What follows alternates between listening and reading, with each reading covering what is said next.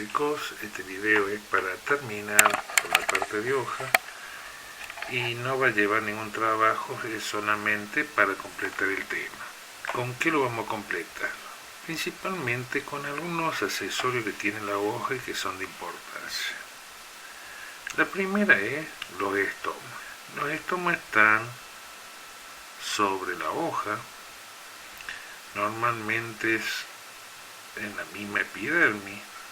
Son dos o más células especializadas cuya función es regular el intercambio gaseoso y la transpiración. En toda hoja verde la vamos a encontrar, pero particularmente en la parte inferior. Puede haber desde 22 a 2000 estomas por milímetro cuadrado.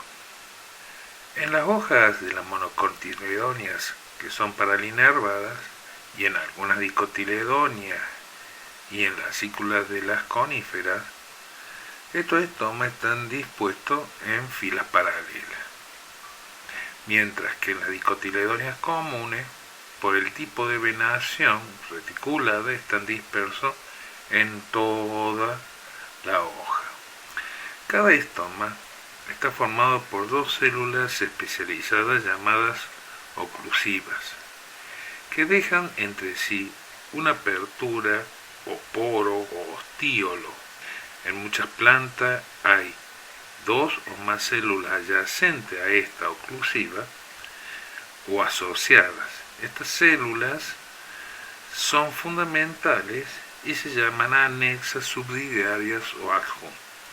En el ostíolo conduce a un amplio espacio intercelular que es la cámara subestomática, poniendo en comunicación el sistema de espacio intercelular con el exterior.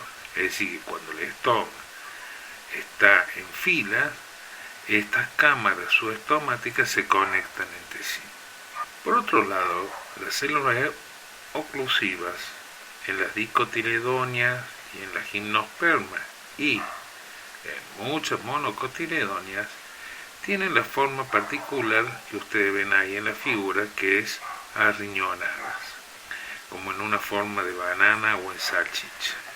En gramíneas, las células oclusivas tienen una forma alargada, con extremo bulboso, donde los protoplastos de ambas células están conectados por poros tan grandes que pueden ser atravesados por los cloroplastos. Estos poros se originan por un desarrollo incompleto de la pared, es decir, que ambas células constituyen una unidad fisiológica. Podemos encontrar su núcleo alargado, con extremos ovoides o filiformes, y las paredes de los extremos bulbosos son delgados y en la región media son gruesos. Si bien el tema lo vamos a tocar o lo irán a ver en otro momento, tendríamos que saber que en la fotosíntesis encontramos tres variantes que hoy no nos interesa, pero sí la morfología que tiene la hoja. Estos cambios morfológicos que ha hecho la planta ha sido para sobrevivir y ser cada vez más eficiente. Así tenemos las plantas de ciclo fotosintético carbono 3. Estas plantas ocupan con frecuencia hábitats sombreados, fríos y muy húmedos, donde la eficiencia del proceso fotosintético aumenta al disminuir la temperatura. La mayoría de las dicotiledóneas de interés económico, como la soja, el algodón o el tabaco, estarían dentro de este tipo de plantas. Pero también algunas monocotiledóneas, como el trigo, la avena, la cebada, la cebadilla, también pertenece a este grupo. El siguiente grupo de plantas son de las regiones tropicales y se llaman ciclo fotosintético carbono 4. Normalmente ocupa hábitats soleados, calientes, áridos y tienen la fotosíntesis una mayor eficiencia que la C3.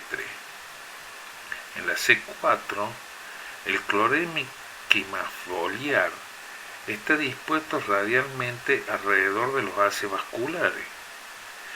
Los cloroplastos, donde se produce la fotosíntesis, se han modificado sensiblemente para ser más eficientes. Dentro de esto tendremos el maíz, la caña de azúcar, el sorgo y otras. Por último, están las plantas llamadas CAM. En realidad sí llevan su nombre porque pertenecen a la familia Crasuláceas, pero no son de ellas solamente. Tienen una particularidad, que fijan nocturnamente el dióxido de carbono atmosférico porque los estomas están cerrados durante el día y solo se abre en la noche. Esto hace que de noche los estomas se abran porque baja la temperatura y no hay sol, y durante el día sus estomas se cierran para evitar la pérdida de agua por transpiración.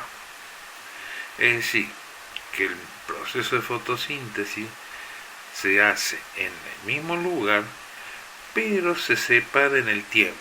Se fija el dióxido de carbono a la noche, mientras que se fotosintetiza en el día. Otra cosa que ya habíamos visto eran los tricomas. Los mencionamos en los tejidos. Los tricomas son pelos que se originan en la epidermis. Se inician como una protuberancia y se agrandan y pueden o no dividirse. Los tricomas se presentan como paredes de celulosa recubierta de cutícula, a veces con una pared lignificada. Esta cutícula puede ser lisa o estructurada, y a veces la pared está impregnada de sílice o carbonato de calcio. Acá le dejamos algunos de los ejemplos que podemos ver. El más conocido es el de la ortiga, cuyos pelos tienen una válvula que libera una sustancia irritante. Por últimas dos cositas. A veces encontramos protuberancias que las confundimos con las espinas, que son los aguijones. Como pueden verlo en la figura, el aguijón es parte del tejido epidérmico. Puede tener también tejido parenquimático, pero no está unido al resto del tallo. Es el caso de la rosa o el palo borracho. ¿Por qué se caen las hojas o la abscisión de las hojas? Bueno, normalmente las plantas de defoliación anual pueden ser de dos tipos. Unas que se amarillean, mueren y quedan prendidas a la planta y solamente se caen cuando el viento las arrastra.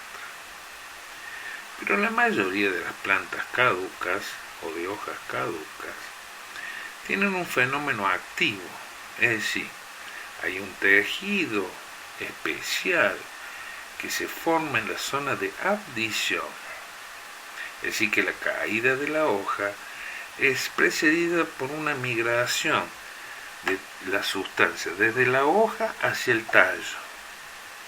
Por eso la hoja empieza a amarillar o a veces a enrojecer, porque se empiezan a acumular las antocianinas. A su vez, se separan del tallo, aún vivas, y mueren cuando caen. En el otro caso, que son las que tienen follaje persistente como el pino, estas pueden vivir 2 o hasta 5 años, pero hay una renovación anual en la cual también tenemos la presencia de esta zona de abscisión. Es decir, que la abscisión es una adaptación que sirve para eliminar las hojas viejas pero también los frutos, las flores que no se cuajan. Es decir, que está regulando la caída. La caída de hoja, en realidad, o su muerte, es debido a la intervención de un tejido especializado en la zona de abscisión, que se localiza en la base de la hoja, a veces visible, a veces no.